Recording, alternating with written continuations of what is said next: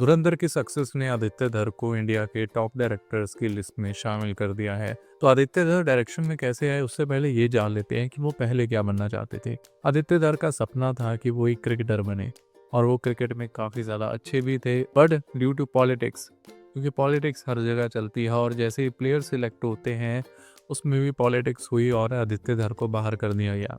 वो अंडर 19 में खेलते खेलते रह गए और उनका सपना टूट गया, जिसके बाद वो काफ़ी ज़्यादा निराश थे, काफ़ी ज़्यादा डिसअपॉइंटेड थे और उन्होंने काफ़ी दिन वो ऐसे ही डिसअपॉइंटेड बैठे रहे घर पे।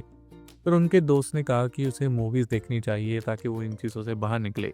फिर एक दिन उन्होंने घर बैठे बैठे एक मूवी देखी जिसका नाम था गर्दिश, और ये मूवी उनके दिमाग पर इतनी हावी हुई तो उन्होंने डिसाइड कर लिया कि वो मूवीज़ ही बनाना चाहते हैं। ये काम है जो वो आगे जाकर करना चाहते हैं। तो फिर क्या था, उन्होंने ठान लिया कि मूवीज़ बनाएंगे, लिखेंगे। बट एक और चीज़ थी जो आदित्य धर को परेशान करने वाली थी। आदित्य धर की दूसरी प्रॉब्लम जो उनके साथ होने वाली थी या जो बचपन से ही थी उनके साथ, कि वो एक डिस्लेक्सिक चाइल्ड थे। तो डिस्लेक्सिया क्या, तो उसके बारे में जान लेते हैं। आपने तारे ज़मीं पर मूवी ज़रूर देखी होगी। तो उसमें जो ईशान अवस्थी को प्रॉब्लम होती है वो होता है डिस्लेक्सिया, कि वो वर्ड्स को पहचान नहीं पाता है, उन्हें याद नहीं कर पाता है और वो वर्ड्स में कंफ्यूज हो जाता है कि ए कौन सा है, बी कौन सा है, सी कौन सा है। और यही प्रॉब्लम आदित्य धर को थी। तो आपको समझना होगा कि भाई एक डिस्लेक्सिक बच्चा अगर इतना अच्छा राइटर बन सकता है तो कोई कुछ भी कर सकता है। इसके बाद क्या था, आदित्य धर मुंबई आ गए, उन्होंने काम ढूंढना शुरू किया, उन्होंने राइटिंग शुरू की और वो कई जगह घोस्ट राइटिंग, या आप कह सकते हो कि उनका क्रेडिट कभी दिया ही नहीं गया। बहुत सारे ऐसे राइटर्स होते हैं जो काम करते हैं मूवीज़ में, उनकी स्क्रिप्ट लिखते हैं, डायलॉग्स लिखते हैं, बट उनको कभी भी उस चीज़ का क्रेडिट नहीं मिलता। इसके बाद उन्होंने प्रियदर्शन सर को असिस्ट करना शुरू कर दिया। इसके बाद उन्होंने एक और कदम बढ़ाया और वो एक मूवी लिख रहे थे और वो मूवी बनने भी वाली थी और उसे बना रहा था धर्मा प्रोडक्शंस। उस मूवी का नाम था रात बाकी और इसमें लीड में थे फवाद खान और कैटरीना कैफ। आदित्य धर ने मूवी लिखी थी और इसकी शूटिंग भी शुरू होने वाली थी। बट फिर एक ऐसी चीज़ हुई जिसके कारण आदित्य धर का करियर शुरू होते होते फिर से ख़त्म हो गया।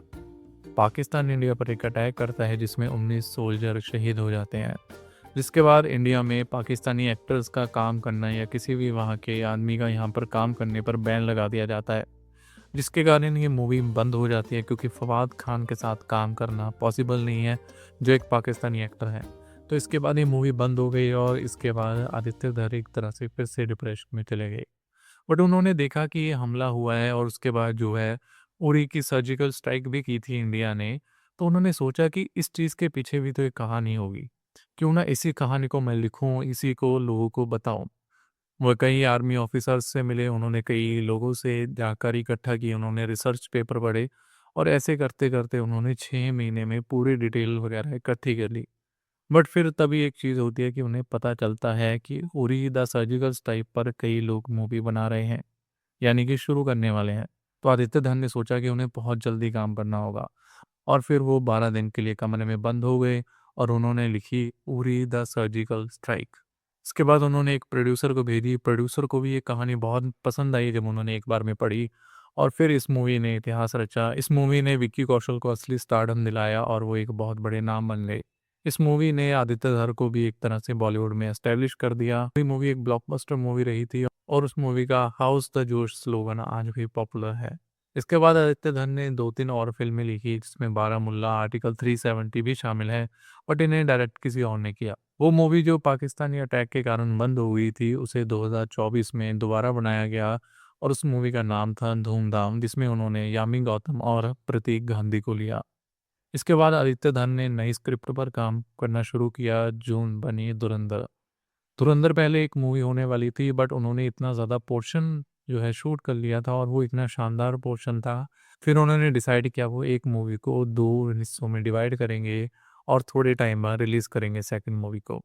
और फिर जब धुरंधर आई तो भाई उसने तो जो इतिहास रचा है, जो लोगों के दिल में जगह बनाई है, जो आदित्य धर को टॉप पर पहुंचाया है, वो किसी से छुपा नहीं है।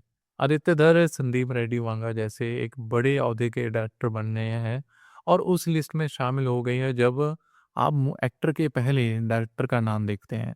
जैसे संदीप रेड्डी वांगा है, सबसे प्राइम एग्जांपल आप कहूँगा कि जब वो मूवी बनाते हैं तो लोग ये नहीं सोचते कि इसमें रणवीर कपूर हैं, प्रभास हैं या शाहिद कपूर है।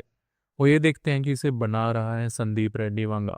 और वो उनका इतना ज़्यादा फेथ है उस डायरेक्टर पर, ऐसा ही फेथ राजा मौली पर है कि इनकी मूवी तो ब्लॉकबस्टर होगी, इनकी मूवी कुछ नया देगी ही देगी। और इसी लिस्ट में शामिल हो गए आदित्य धर।